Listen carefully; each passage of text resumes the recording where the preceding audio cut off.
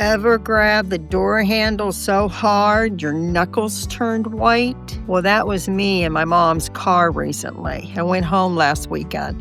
And from the ride back from the airport to just driving around town and on the interstate once in a while, I was a nervous wreck. It was time to have the talk. I'm Ann.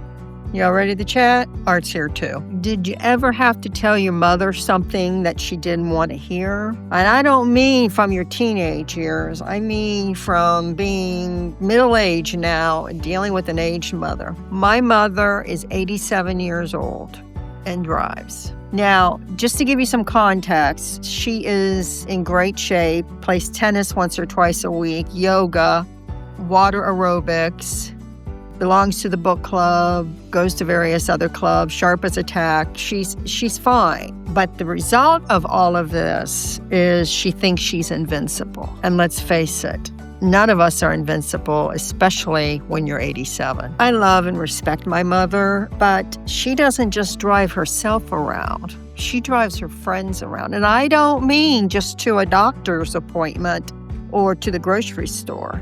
She's been taking 3 or 4 women at a time on 2-hour trips or 1-hour trips. She's like an Uber for senior citizens. And you can't tell me with that many people in the car, she's not distracted. So you add poor driving over distraction, and we have a recipe for disaster going on here. And you know what really ticks me off about the whole thing? Most of these women are 10 to 15 years younger than my mother.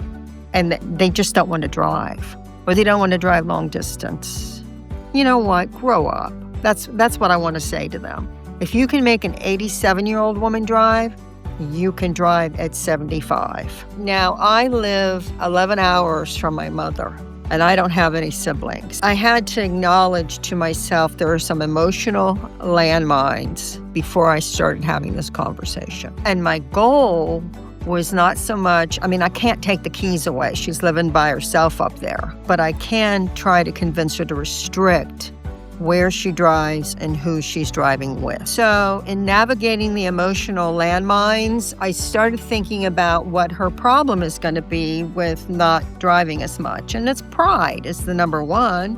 Loss of independence. Is it cramping her social life, her lifestyle? In fact, that's one she gave me. These are all things you have to acknowledge to yourself are going to be thrown into the conversation so that you know how to deflect them or at least come up with a compromise. It's important when you start having this conversation that you have all your facts. And that means, is this a one-time incident? Are there dents and scratches on the car that weren't there before? Are her friends calling you and telling you they're concerned about her driving? Is she hesitating too long at intersections? Or, as my mom does, plowing right through them without even looking? Are they drifting into other lanes? Are they merging as the cars go by? Instead of looking, just merging on over. A lot of older people will go real slow. They'll be doing 30 miles per hour in a 50-mile zone. Not my mom. If it's 50 miles, she's skimming along at 65. So now we've got speed combined with poor reflexes and not looking where we're going. This is a dangerous combination. And it wasn't fun being the passenger in the car while she did that. So if you're visiting and you see this, and you have siblings in the area or good friends in the area, ask them if they've noticed it. Because maybe it's a one-off thing. Maybe she just was having a bad day. Now, in my case, my aunt, mom's sister, was visiting as well. We were having a girls' weekend and scared the hell out of her. She was like, oh my, this is not good, Ann. She didn't want to be the one to initiate the conversation, which is fine. That should be on me anyway. But she's willing to back me up when my mom calls her to complain about me. She'll back up everything I've said and express her own concerns. One bonus tip, if you're concerned about a parent's driving, is to call their doctor and find out if they're under any medication that would inhibit their driving. And the doc may not talk to you, they may not release any information, but at least you can put the idea in their head that they need to talk to your parent.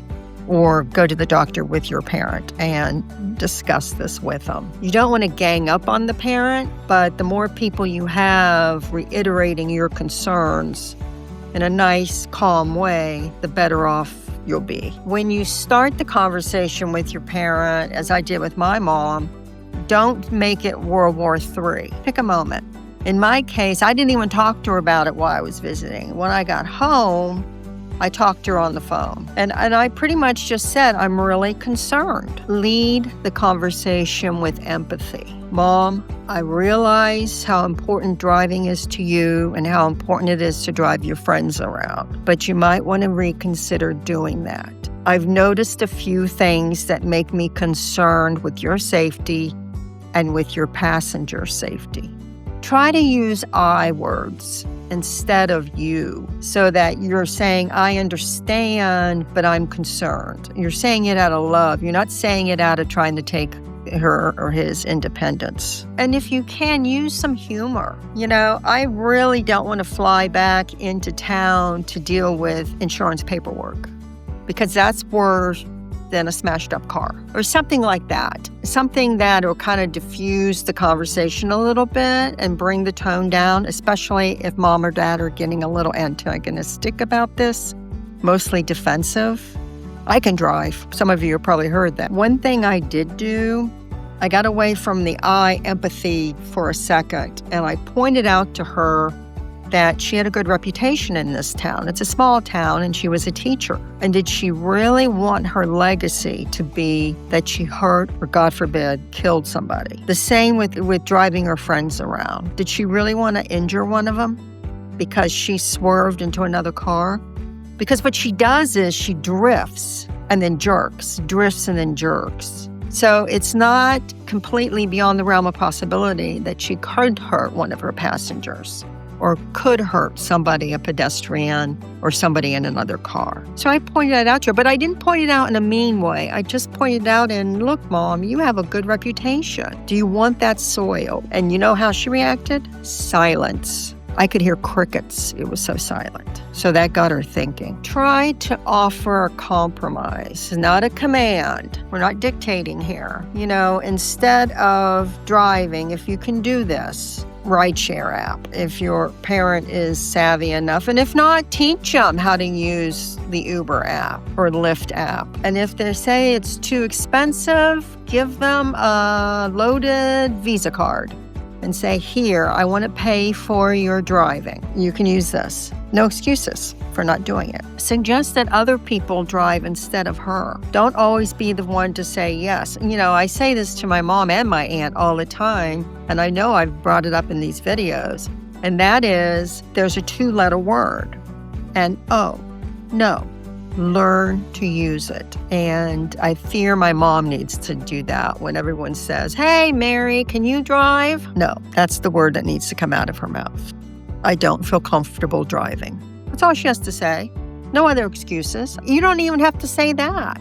She could just say, no, I really don't want to drive, and just leave it at that. But she doesn't, and that's the big problem. Try to give her choices on how she's going to get around or what friends can drive instead of her. This way, she's setting the limitations, not you. And she's setting them before you have to. So how did she react? She snapped at me that she wasn't giving up her lifestyle, but she'd be more careful. Now, when I had this conversation, I knew it was not going to be, okay, I'll do it.